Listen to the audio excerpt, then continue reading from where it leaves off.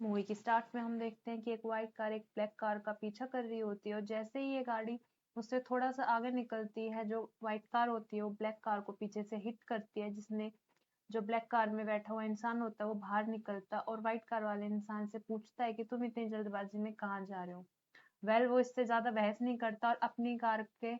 जो डेंट होता है उसकी फोटो खींचने लग जाता है, जिसपे ये व्हाइट कार वाला व्यक्ति जो कि एक सीरियल किलर होता है जिसका नाम कैंग होता है, वो इसे ऐसा करने से मना करता है, लेकिन वो उसकी बात नहीं मानता, जिसपे ये सीरियल किलर उसे बड़ी बेरहमी से मार देता है। मैं आपको बता दूं ये सीरियल किलर इसी तरीके से लोगों को मारता है। नेक्स्ट सीन में हम देखते हैं कि दो पुलिस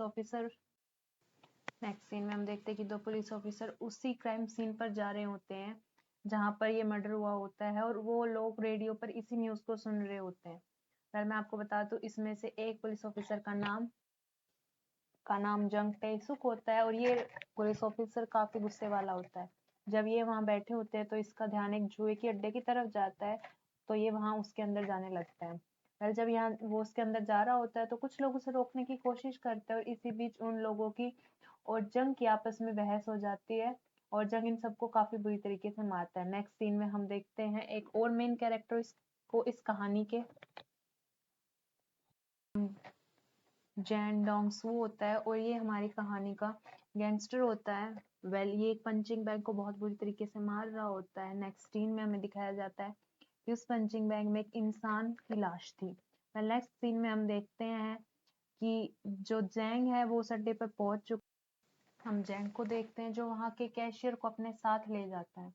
आपको बता दूं जिस जगह पे अभी जैंग ने ये सब कुछ किया है वो जगह और किसी की नहीं बल्कि डोंगसू की है और डोंगसू इस बात से काफी नाराज होता है और वो जैंग के सीनियर ऑफिसर को कॉल कर कर जैंग को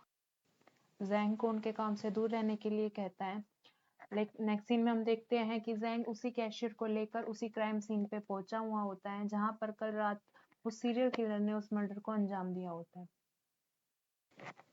वहां पहुंचने के बाद एक लड़की उसे बताती है कि ये मर्डर अभी कुछ घंटे पहले ही हुआ है और किलर ने इसे चाकू से स्टैब कर कर मारा है। जब वहां जंग तहकीकात कर रहा होता है तो उसे वहां पर उस गाड़ी पर डेंट दिखाई देता है जिसकी वो फोटो क्लिक कर लेता है क्योंकि इसको शक है कि ये कोई नॉर्मल केस नहीं होता। इससे नेक्स्ट सीन में हम डोंगसू को देखते हैं जो कि अपने राइवल गैंगस्टर जिसका नाम सैंग डू होता है उससे बात कर रहा होता है और इसी बीच इनके असिस्टेंट की आपस में बहस हो जाती है जिस पर डोंगसू अपने असिस्टेंट्स को काफी बुरी तरीके से मारता है और वो अपने राइवल को समझाता है कि वो उसके इलाके से दूर रहे वरना उसके लिए अच्छा नहीं होगा।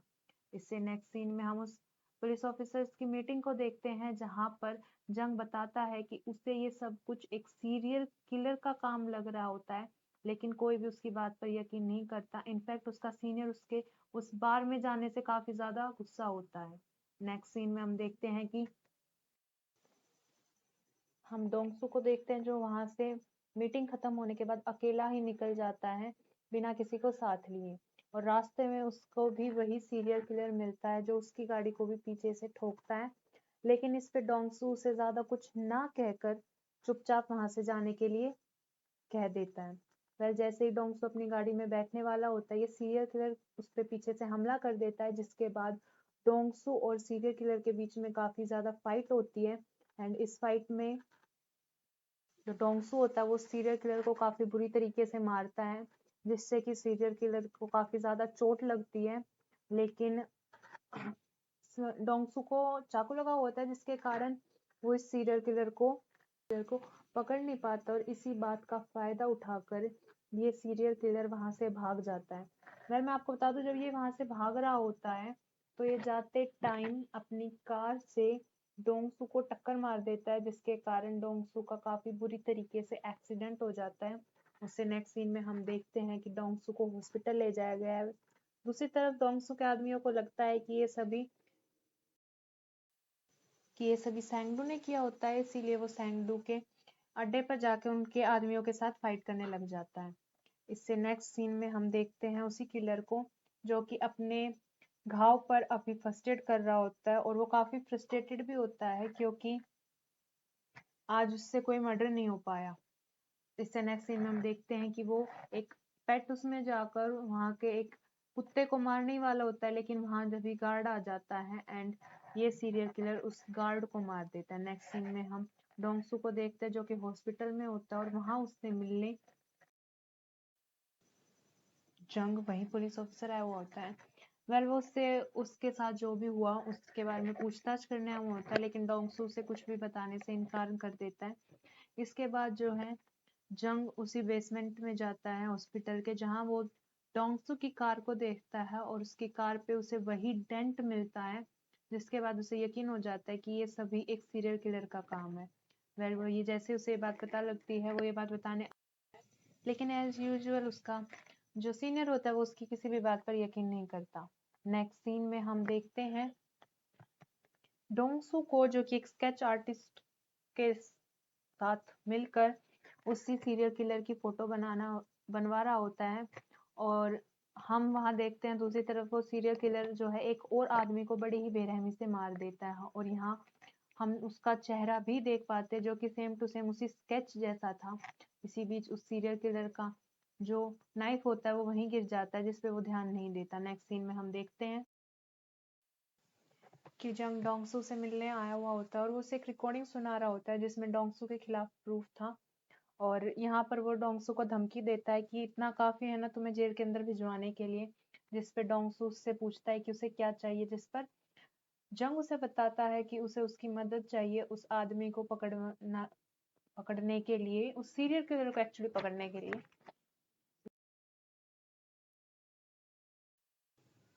एंड यहाँ पर ये दोनों एक दूसरे के साथ एग्री कर जाते हैं एक दूसरे का साथ देने के लिए, लेकिन इनके बीच एग्री होता है कि जो भी उस सीरियल किलर को पहले पकड़ेगा वो सीरियल किलर उसी का हो जाएगा। और इससे नेक्स्ट सीन में हम दिखाते हैं कि ये सभी साथ मिलकर उस सीरियल किलर को पकड़ने की कोशिश कर रहे होते हैं, लेकिन यहाँ पर भी ये दोनों अपना अपना गेम प्लान अलग रखते हैं, यानी कि डोंगसू अपने तरीके से भी उस सीरियल किलर को पकड़ने की कोशिश करता है और यहाँ उन्हें उसकी कार और उसका वो चाकू मिल जाता है। दूसरी तरफ जंगसू भी उस सीरियल किलर को पकड़ने की कोशिश करता है, और वो लोग प्लान करते हैं कि जैसे वो सीरियल किलर को पकड़ लेंगे वो डोंगसू को भी पकड़ लेंगे। उससे नेक्स्ट सीन में हमें पता लगता है कि सैंगडू यानी कि वो जो दूसरा गैंगस्टर था उसका मर्डर हो गया है, और उसके मर्डर के पास उसी सीरियल किलर का वेपन मिला है, यानी कि वो चाकू मिला है। हमें सबको तो पता है कि ये सब डोंगसू ने किया है, वहीं जंग को भी ये पता लग जाता है कि डोंगसू ने किया होता है, इसीलिए वो डोंगसू के पास जाकर डोंगसू को काफी मारता है, और डोंगसू भी इसी बीच इन दोनों में काफी बातें भी होती हैं। इन लास्ट जंग डोंगसू से कहता है कि एक बार वो इस सीरियल किलर को पकड़ ले उसके बाद वो डोंगसू के खिलाफ भी सबूत इकट्ठे करेगा और उसको भी जेल में पहुंचा देगा। ये बात कहने के बाद वो वहां से जाने लगता है, और वो जाते जाते डोंगसू को एक बार लास्ट बार वार्निंग जरूर फिर देकर जाता है कि वो उसे जरूर पकड़ कर रहेगा और उसे जरूर जेल में डाल देगा। उससे नेक्स्ट सीन में हम देखते हैं कि सैंगडू के फ्यूनरल पर डोंगसू गया हुआ है और वहां पर कैंग यानी कि वो सीरियल किलर भी आया हुआ होता है। एक्चुअली सीरियल किलर को पता लग गया होता है कि डोंगसू ने उसका वेपन इस्तेमाल कर कर सैंगडू को मारा होता है। इससे नेक्स्ट सीन में हम उस सीरियल किलर को सैंगडू के आदमी के पास खड़ा देखते हैं, और वो सीरियल किलर सैंगडू के आदमी को एक नोट देता है जिसमें लिखा हुआ होता है कि उसने उसके बॉस को नहीं मारा होता। इससे नेक्स्ट सीन में वो सीरियल किलर फिर किसी एक और विक्टिम को मार देता है, और नेक्स्ट सीन में हम देखते हैं कि डोंगसू और जैंग उसकी गाड़ी की तलाशी ले रहे होते हैं, और इसी बीच सैंगडू के आदमी उन पर हमला कर देते हैं, जिसके कारण सैंगडू का वो खास आदमी जिसे उस सीरियल किलर ने वो नोट दिया होता है उसकी डेथ हो जाती है, और डोंगसू के आदमी और डोंगसू उसे एक कंस्ट्रक्शन साइट पर दफना देते हैं। कल रात की फाइट के बाद जो जंग है वो अपने ऑफिस में आके सो रहा होता है, जब उसका सीनियर आकर उसे जगाता है और उससे उसकी चोट का कारण पूछता है, और हम यहाँ देखते हैं कि सीरियल किलर की न्यूज पर भी आ चुकी होती है, और यहाँ पर एक नई टीम आ गई होती है जो कि सीरियल किलर को पकड़ने के लिए आई होती है, और उसका बॉस जंग को एक किडनैपिंग केस के लिए भेज देता है, और जब जंग उस किडनैपिंग केस के लिए उस जगह पर जहाँ गया हुआ हो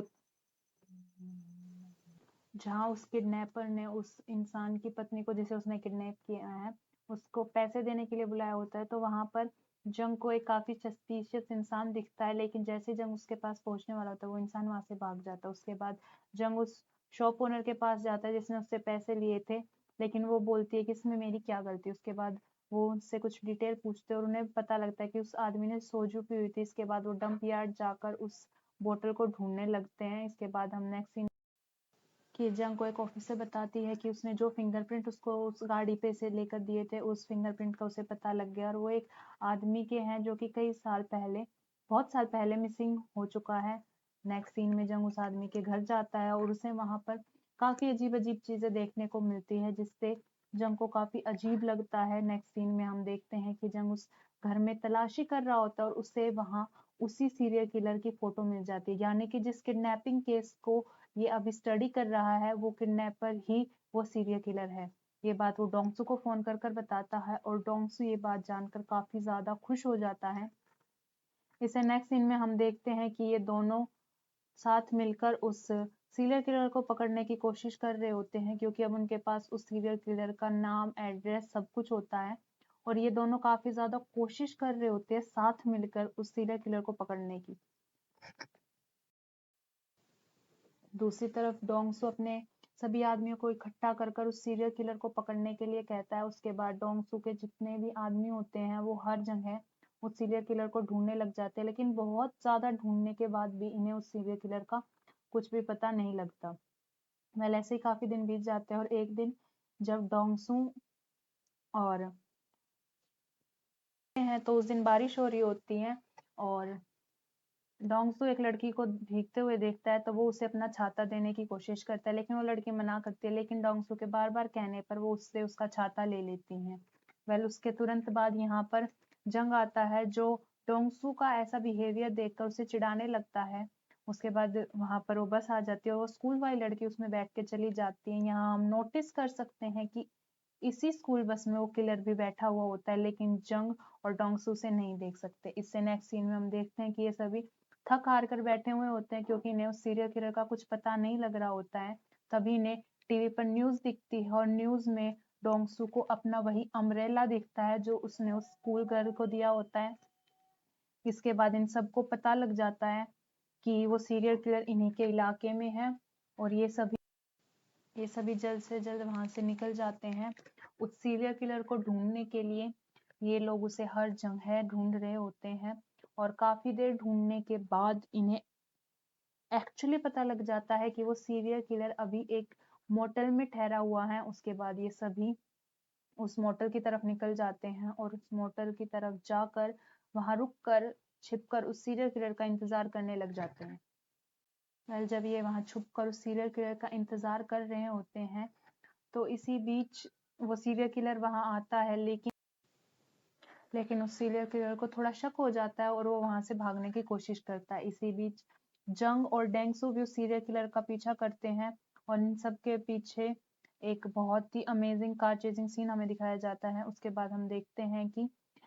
उस सीरियल किलर ने डेंगसू के आदमी को बहुत ही बुरी तरीके से मार दिया होता है, जिसे देखकर डेंगसू को काफी गुस्सा आता है और उस सीरियल किलर को पकड़कर काफी बुरी तरीके से उसे मारता है।